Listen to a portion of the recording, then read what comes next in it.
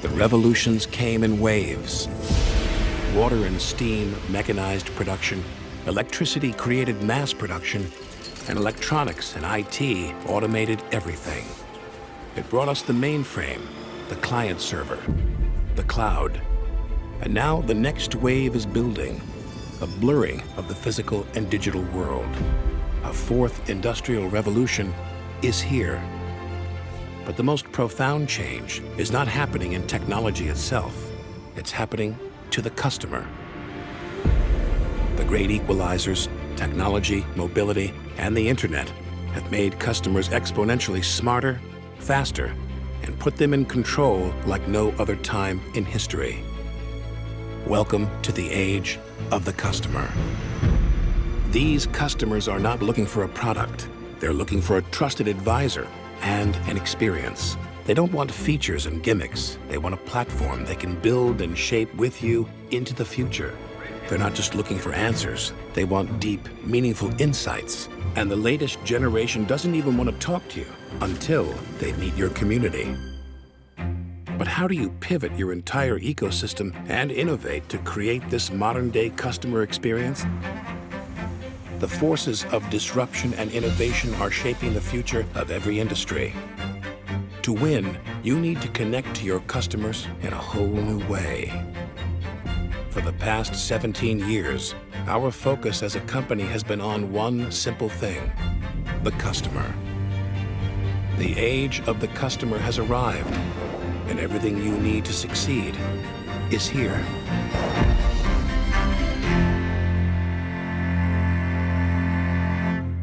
Well, great. Well, thank you. Hopefully you enjoyed that video. I love that video. Before I came to Salesforce, that was the Dreamforce video 2 years ago, and it goes on, it gets into our products, et cetera. But it really kind of formulated thinking for me that led me to actually join this company. As was mentioned, I was a research fellow and distinguished analyst at Gartner for about a decade, covering sales transformation and channel strategies for some of the largest tech companies in the world. I worked with, and my clients were, sort of the heads of sales, heads of indirect channel programs, chief marketing officers, et cetera. And when I came here to Salesforce, what has been fantastic is a lot of the research that I had done and the conversations I've had, I now get to see real life engagement with customers, watching them transform their business, try to digitally transform, but struggling as they do it.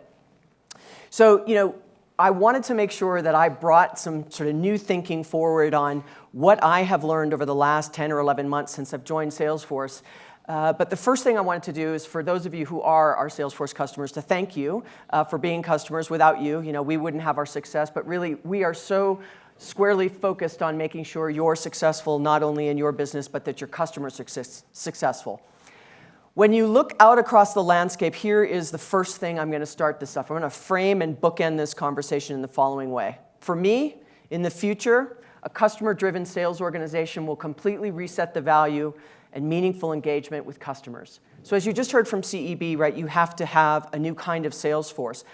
And 2 words. I have to always say Salesforce, 2 words. The people that are selling, not the company. And looking out across that, it is much bigger than just the behavior of a sales rep at that moment of truth when they're sitting in front of the customer. There's so much more that happens behind the scenes that makes that customer successful. And this is this complete rethinking and reimagining of the way in which you organize your sales force, the way you organize your organization overall, and the way that they collaborate. And this is all driven by these meaningful engagements you're trying to have happen with your customers.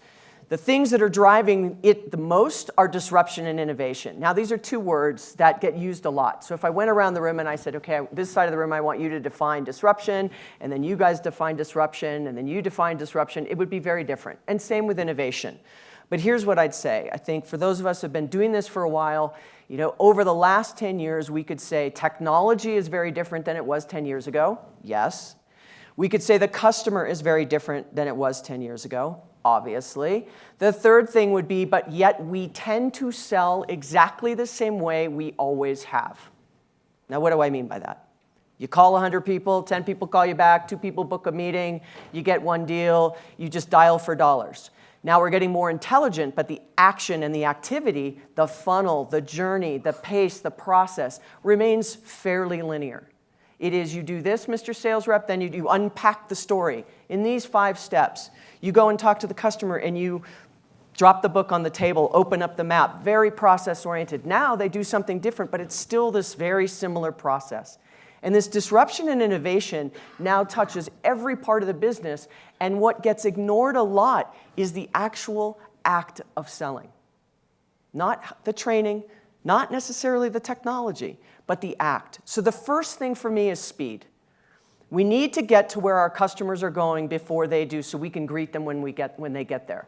Whatever it is that you're selling, you want to make sure you're getting in front of where the customer is going to be eventually, so that when they get there, you're welcoming them, you know that that's where they're eventually going to end up, and you want to make sure that you provide them all the things that they need, knowing that this is where they were going to be in their own journey as they grow their business. The expectations are changing. So how many of you buy on Amazon today? Yeah, it's scary. It doesn't matter where I ask that question. Almost the whole room raises their hands. Okay, so then you say, how many of you went through the training exercise of how to buy on Amazon? Nobody's going to raise their hand. Why? Because there was none. Why? Because it was very intuitive. And so your consumer expectations are now making their way into business, meaning, why is it I can order anything I want off my cell phone, off my smartphone, off my laptop, and get it delivered sometimes in minutes, sometimes real time? Pretty soon it's going to be in a van being built on a 3D printer on its way to you, or dropped by a drone. Whatever's going to happen, the point is you get instant gratification. And those expectations that happen in your home life, in your consumer life, in your personal life, the way you communicate, share information, share experiences with your family and friends, you want to have that same kind of experience in business.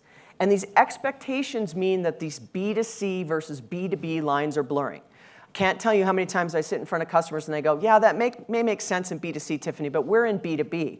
And this is why that isn't quite as effective as a statement as it used to be, because we're all consumers in our personal lives, and we don't walk into work and go, I forget everything I know about what happens in my personal life, and now my business life is, I have to go through an RFP process, it's going to take me 4 months, I have to have 10 people sign off on it, and then procurement's going to tell me no, and then I need to go back to the beginning. Can't I just click on an app on my smartphone and get this to my desk now? Right? We want that same kind of experience. And so all of that is driven, those experiences are being driven by all this technology that was not available to us just a few short years ago. So if speed is one thing, anticipating what the customers are looking for is the next. We did some primary research here called the State of Sales. It's the second time we've done it. It's free to download off of salesforce.com. We have a research group. And within this State of Sales, we found that high-performing sales teams consistently anticipate what customers are looking for. And when they do, they're much better in their performance as a team. So when they start to anticipate that, you know what, we've sold to companies that look like you and feel like you, we're looking at the data, we're understanding what it is that you have that is going to be coming down the pipeline for you because of what we know that's going on in the industry. We think these are the things you should be thinking about.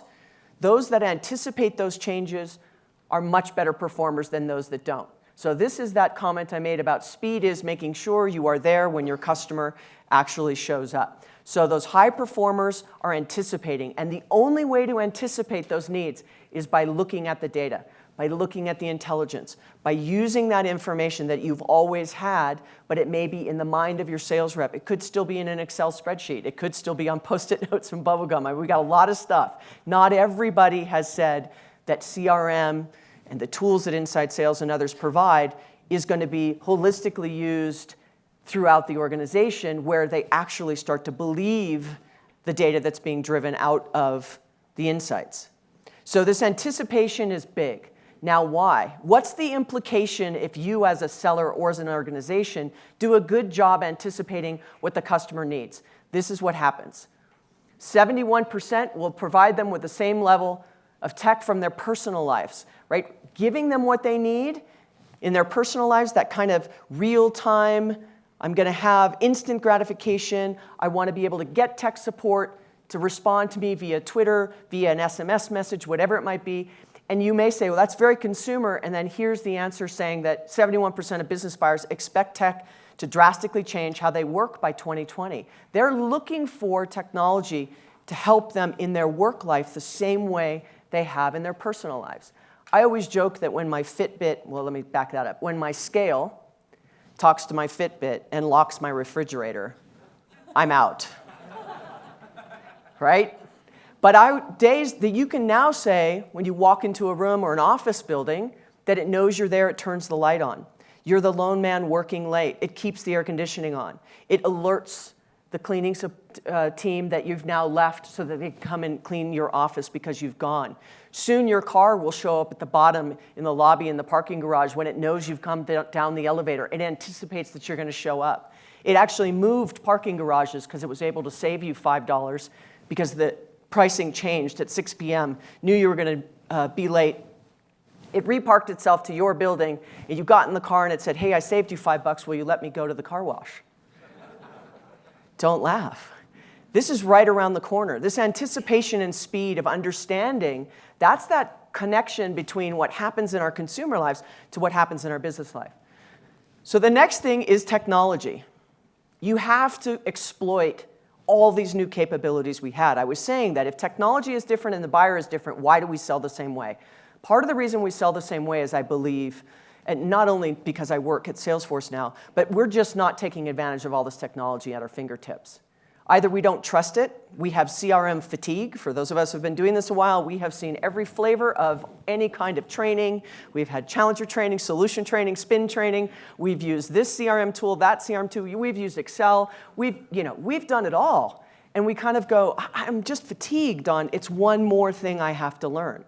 And now we have to believe that the technology is changing so rapidly that it actually has the ability to impact our ability to be better sellers, and more importantly, better companies driving greater experiences and success within our customers. And this is because of this connection of things, as I was just describing. Whether it's in my personal life with my refrigerator and my scale and my Fitbit, or it's in my business life where it is managing my entire facility as I make my way through my day, and I end my day, and then it blends back again with my consumer life when my car shows up. And so all of these connection points mean also that you have things that are going to start selling to things. So who gets the commission in that scenario? Who holds the pipeline meeting in that scenario? A robot? Intelligence? A person? Who watches the pipeline from things selling to things? What happens when bots start ordering? Like Grainger as the example. When the system actually knows that the paper towel is empty in the bathroom and you only have 3 packs left and it orders for you, that guy doesn't show up anymore. That Grainger rep, is he needed? The light bulb will tell it, it's burning out, it's going to go out, let's replace it. Those kinds of things can start to be really automated, which augments then what the human element can have happen from a selling perspective. Those that are high performers understand this. They take full responsibility and ownership for how they will be successful by using collaboration tools, by mobile selling, by looking at CPQ and configure, price, and quote on how fast they're delivering those response times, the quality of those quotes, the negotiation time. Remember my example around Amazon. You don't have to negotiate. You're not waiting for a quote. You're able to buy immediately. So how do you start to create those frictionless dynamics that you get in consumer, in business?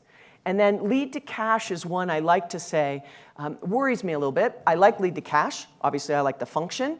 But I think it's really lead to advocacy. You want to take a customer all the way through to a prospect, all the way to then talking about your brand eventually with their peer networks, because they're very influential in that first 60% that CEB mentioned around they're already through their buying journey. Where they go for that information along their buying journey is peers, trusted network, communities, associations, and then research and analyst firms. And so when you look through that information, making sure that your customers are telling your story is really important. Now, all of this technology has to help the seller, because what's happening along this fatigue of tools is they can't keep pacing, they can't keep track.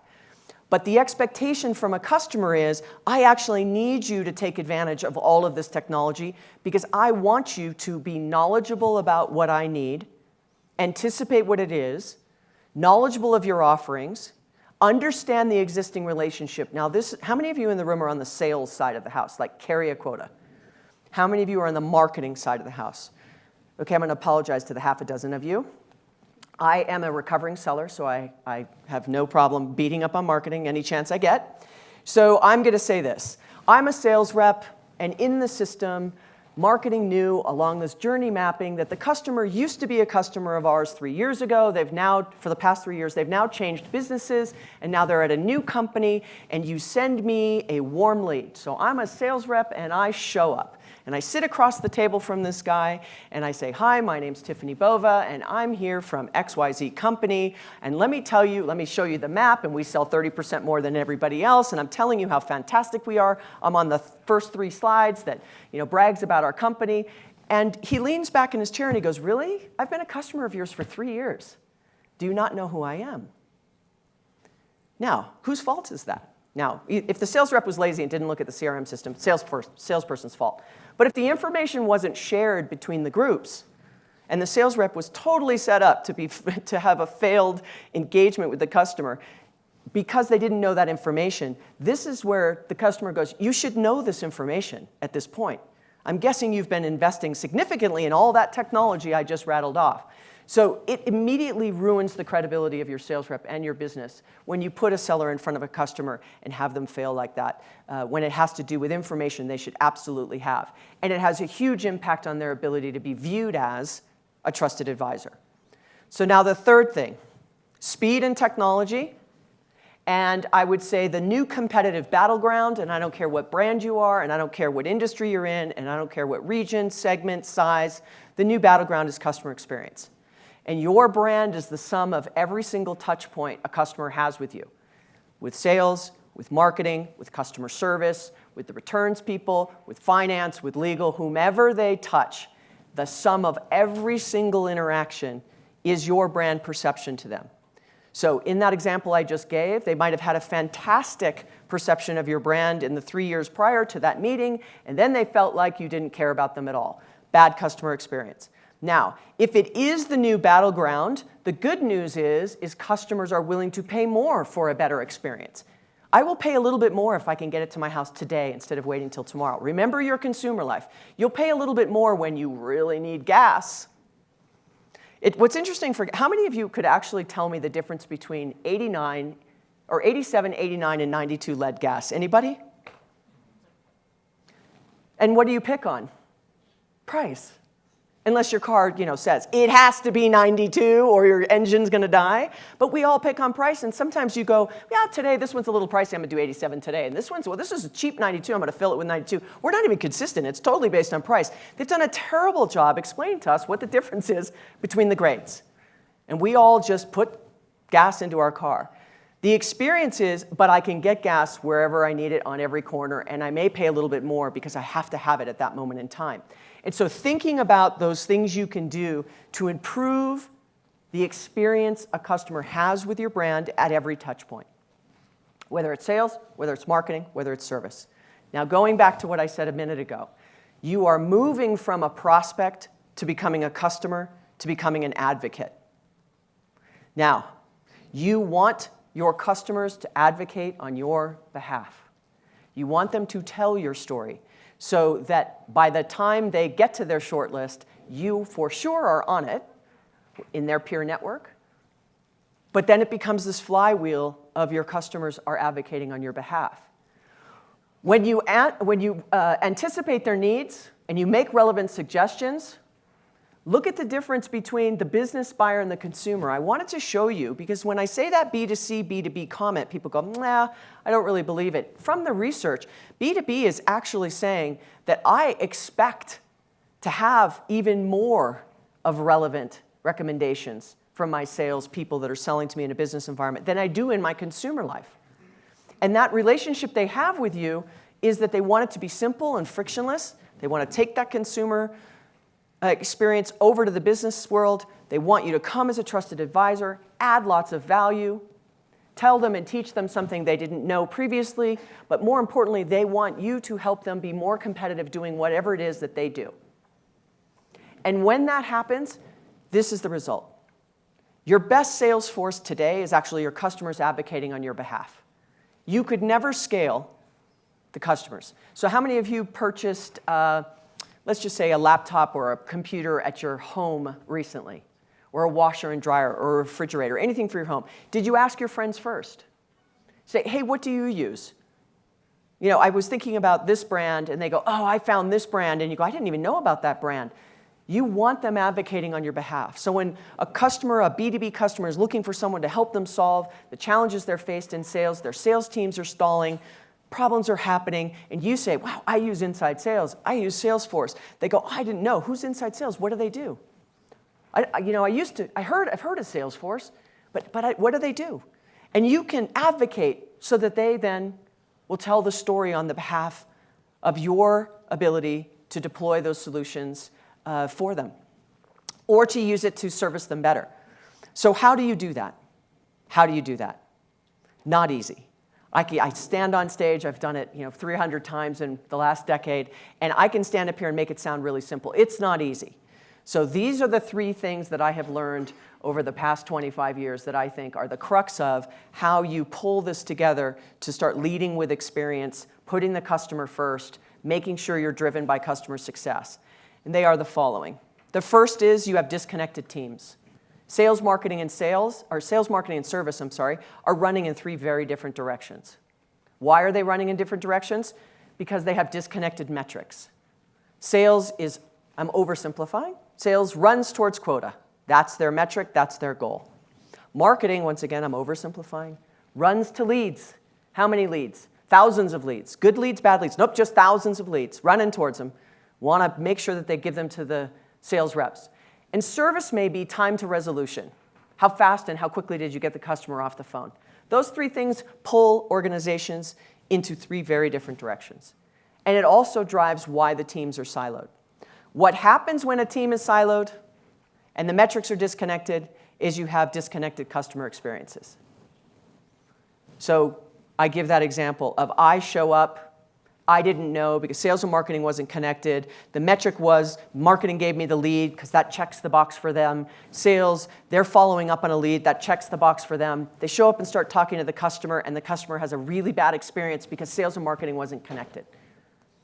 So unfortunately, customers are getting the exact experience you either intentionally or unintentionally designed for them. You have to think about each decision you make in service and marketing and sales has consequences in the other groups. So making them collectively has positive impact on your customer. How you get to that next level on this customer journey is you have to find a way to become very transparent, look at new ways of working to pull that collaboration together, get very connected with your customers and partners, bring all that information together so that sales and marketing and service has everything at their disposal, leveraging the data and intelligence underneath it and the analytics to predictively push out to sales and service what they should be focused on, using new business models to get access to that technology. Now kind of SaaS and cloud is pretty standard practice, but there are small businesses that are still not very open to that. So you have to be able to leverage these new business models. If you do all those things, connect the teams, lead with experience, put your customer first, you will start to establish a customer-centric culture. It has to start at the top. Once you do that, you have to redefine those relationships and influence and engagement you have internally with the teams, externally with the customers, and externally with your collective ecosystem of partners and providers. You then need to select the right KPIs to measure and manage your teams to make sure they don't pull everyone in opposite directions. Foster that right behavior. Make sure you put them together for success. Use the data in context. Trust me when I tell you the data's in the system. You have to be able to want to take it out, listen to it, and action it. We as sellers tend to use our gut a lot, and we're shaky on the data because historically the data has not always served us well. The data is getting better over time as it gets cleaner, it gets more analyzed, it gets more predictive, it will get better and better and better. And so we have to start to get on this journey. And then you will start to drive towards this very intimate sales engagement, right? Making sure that the customer sees value, they see the brand in the right light, because the customer's interaction point tends to be with sales. It's the last mile for the company, meaning it's the place all the information sort of flows to the customer, but it's the first mile for the customer to engage with the brand. So setting up sales to be successful means you need to do all these things as an organization to make sure that they put their best foot forward. So if you'd like more of this kind of information, we've got a new site called Quotable that you can go to, quotable.com. It's a combination of written research and blogs from about 70% of them are non-Salesforce employees, sort of our customers that are leading, Granger's one of them, leading great sales transformation. And then 30% is lots of people ask how Salesforce has grown from what it was to what it is today, and it's kind of the Salesforce and Salesforce story. But we've got blogs and podcasts and webinars and all kinds of great information that you can share with your sales teams and your people. But with that, I am 5 minutes over, which I never do, but I just wanted to tell a few stories. So I apologize for that, but thank you so much for your time. Thanks to the Inside Sales guys, and have a great rest of your day.